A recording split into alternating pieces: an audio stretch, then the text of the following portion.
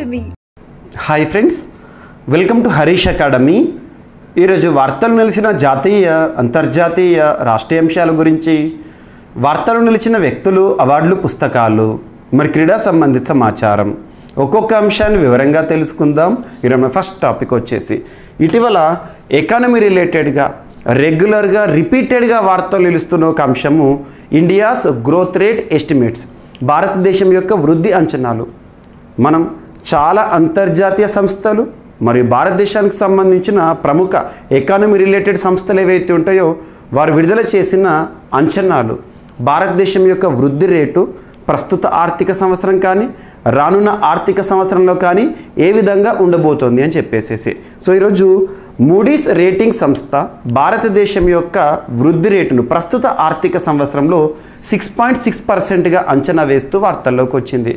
Examination point of వ్యూలో ఎలా అడుగుతారో క్వశ్చన్ అంటే, ఇటీవల ఏ సంస్థ భారతదేశం యొక్క వృద్ధి రేటును ప్రస్తుత ఆర్థిక సంవత్సరం ఏ విధంగా అంచనా వేసింది? సో అక్కడ సంస్థ పేరు ఇస్తారు, మనం ఎంతగా అంచనా వేసిందో ఆ గణాంకాలను గుర్తించాల్సి ఉంటుంది.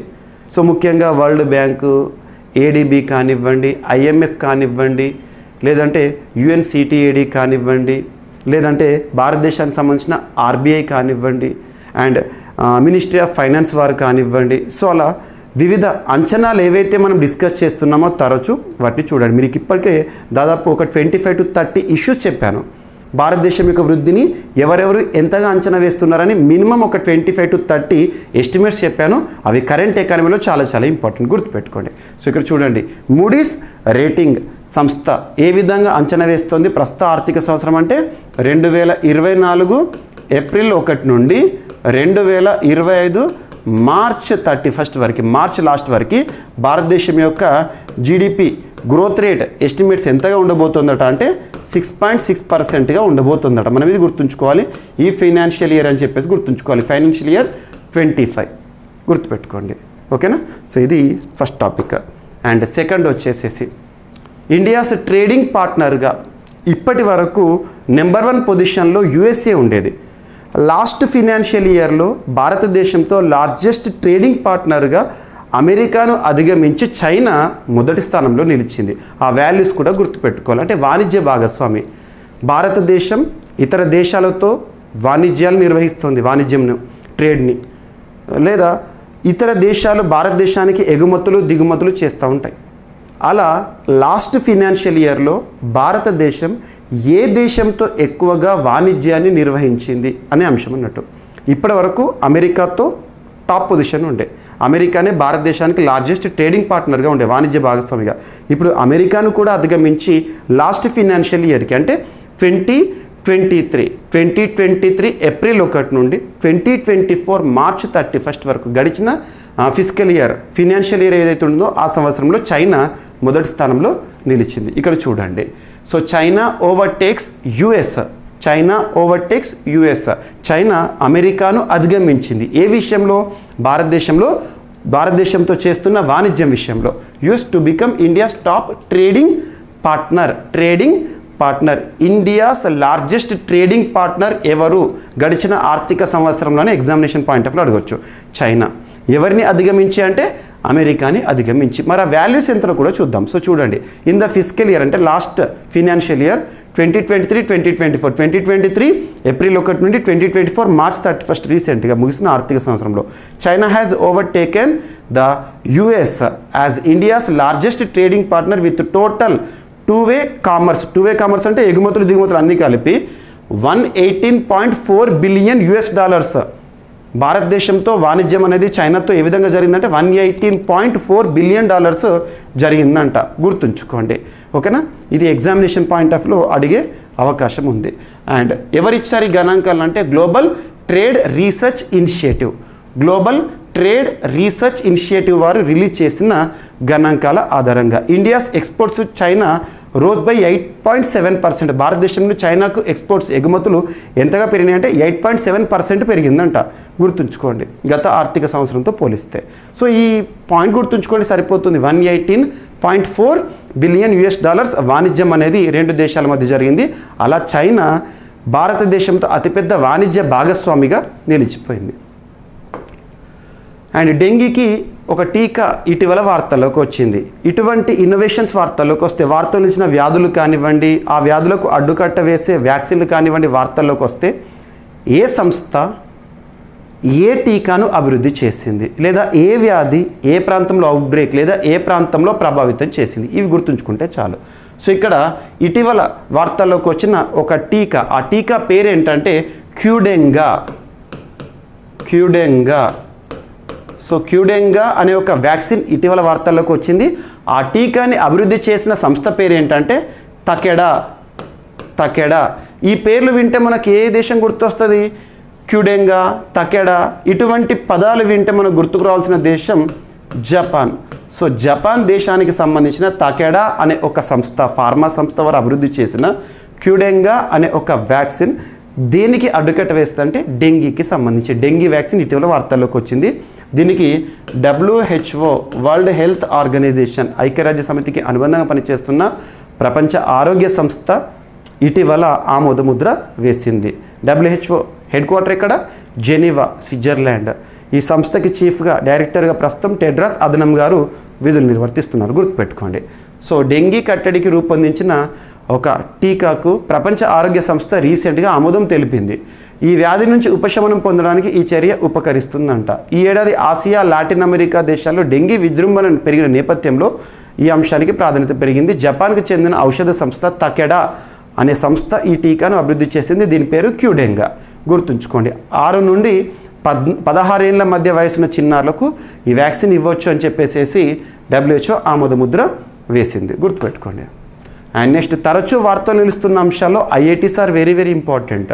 IITs పైన క్వశ్చన్ రాకుండా ఏ క్వశ్చన్ పేపర్ కూడా ఉండదు కాంపిటేటివ్ ఎగ్జామ్ సంబంధించి.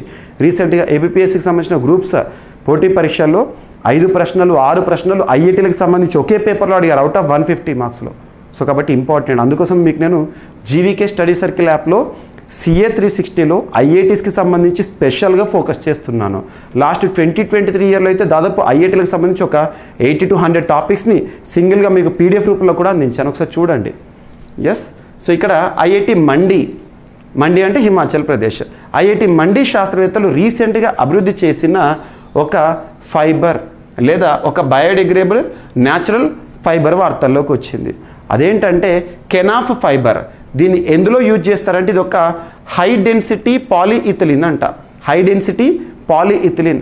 ముఖ్యంగా దీన్ని ఎలక్ట్రిక్ ఐటమ్స్లో కానివ్వండి వాటిలో, లేదా రీసెంట్గా ఇన్నోవేషన్స్లో భాగంగా దీనికి ఇంపార్టెన్స్ ఉంటుందని చెప్పేసి శాస్త్రవేత్తలు చెప్తున్నారు. ఇక్కడ ఏంటంటే డైరెక్ట్గా గుర్తుంచుకోవాల్సింది ఏంటంటే ఇటీవల IIT మండి శాస్త్రవేత్తలు అభివృద్ధి చేసిన ఒక ఫైబర్, ఆ ఫైబర్ బయోడిగ్రేడబుల్ అండ్ న్యాచురల్గా ఉంటుంది, న్యాచురల్ సహజ పద్ధతిలో తయారు చేస్తారు. దాని పేరు ఏంటంటే కెనాఫ్ ఫైబర్. దాన్ని ఇంకో రకంగా ఏం పిలుస్తారంటే డెక్కన్ హెంప్ అంటారు, లేదా అంబారీ ఇన్ లోకల్ లాంగ్వేజెస్. అంబారీ అనే ఫైబర్తో ఇన్నోవేషన్తో ఇటీవల వార్తల్లోకి వచ్చిన IIT ఏది అంటే IIT మండి, గుర్తుంచుకోండి. హై డెన్సిటీ పాలీఇథిలిన్ అంటే ఇది.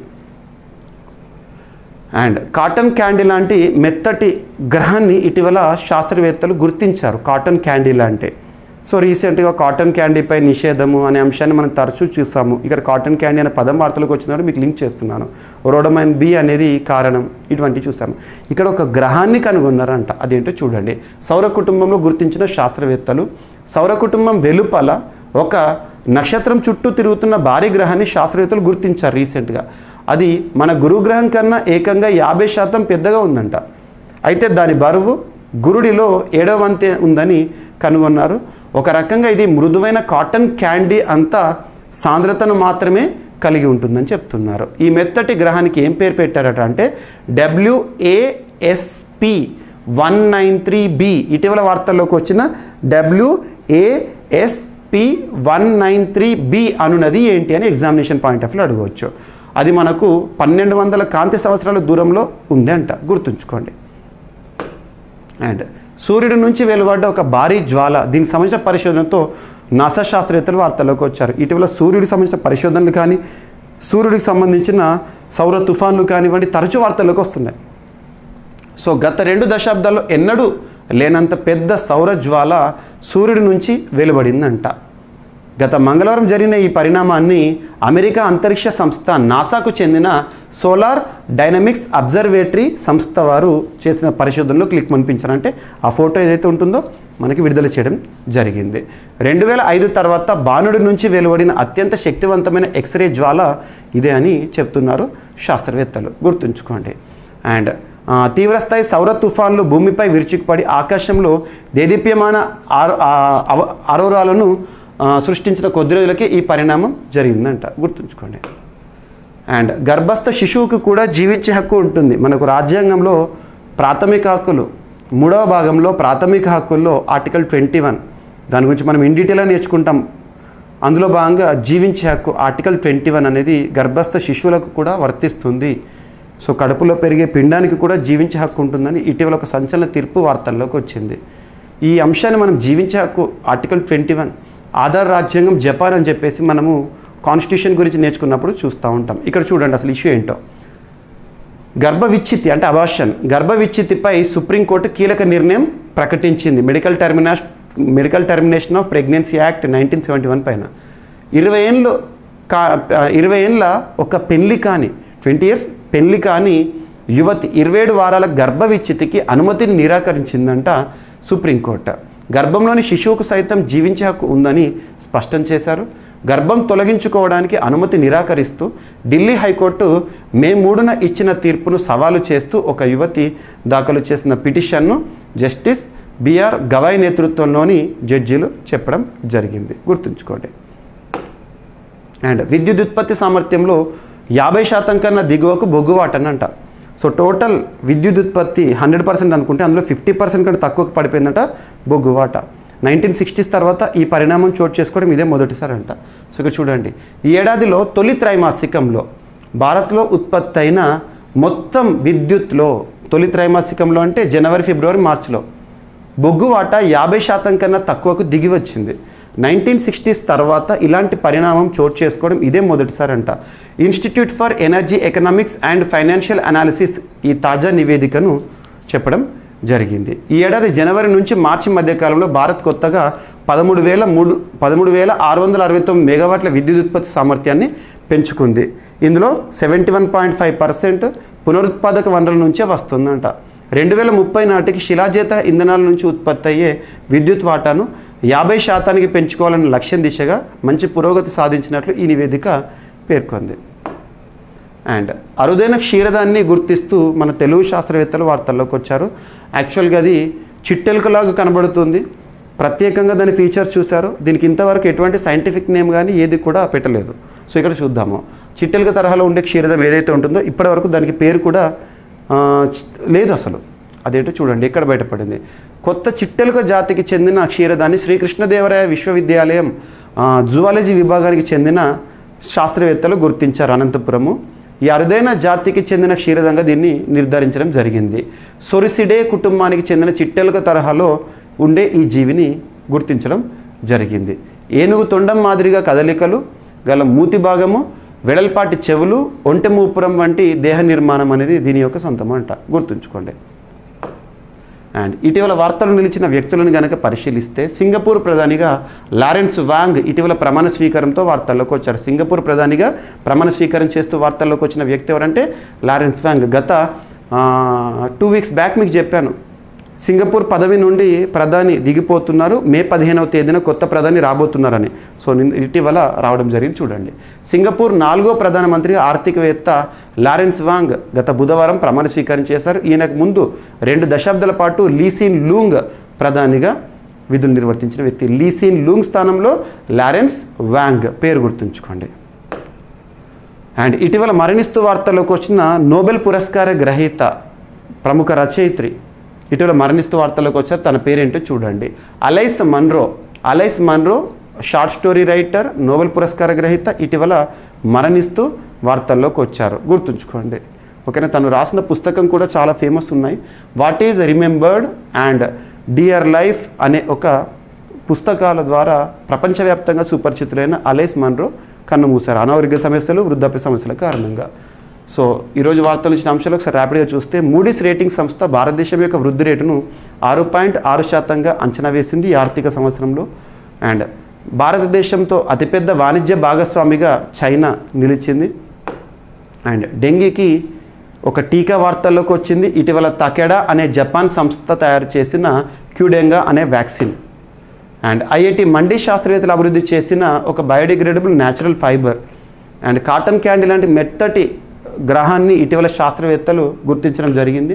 అండ్ సూర్యుడి నుంచి వెలువడ్డ భారీ జ్వాల అనే అంశంతో నాసా శాస్త్రవేత్తల వార్తల్లోకి వచ్చారు. గర్భస్థ శిశువు కూడా ఆర్టికల్ 21 జీవించే హక్కు వర్తిస్తుంది అని చెప్పేసి సంచలన తీర్పు సుప్రీంకోర్టు. విద్యుత్ ఉత్పత్తి సామర్థ్యంలో ఈ సంవత్సరం మొదటి 3 నెలల్లో 50% కన్నా దిగువకు బొగ్గువాటనంట. అండ్ అరుదైన క్షీరదాన్ని ఇటీవల గుర్తిస్తూ వార్తల్లోకి వచ్చిన శాస్త్రవేత్తలు శ్రీ కృష్ణదేవరాయ విశ్వవిద్యాలయ శాస్త్రవేత్తలు. అండ్ సింగపూర్ ప్రధానిగా లారెన్స్ వాంగ్ గారు ప్రమాణ స్వీకారం చేస్తూ వార్తల్లోకి వచ్చారు.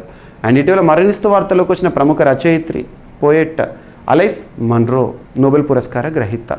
సో ఇవి ఫ్రెండ్స్ ఈరోజు వార్తలు నిలిచిన అంశాలు. మిస్లేనియస్ అంశాలను మిగిలిపోతే రేపటి క్లాస్లో జోడించి మరొకసారి నేర్చుకుందాం. రేపు కలుద్దాం. Thank you.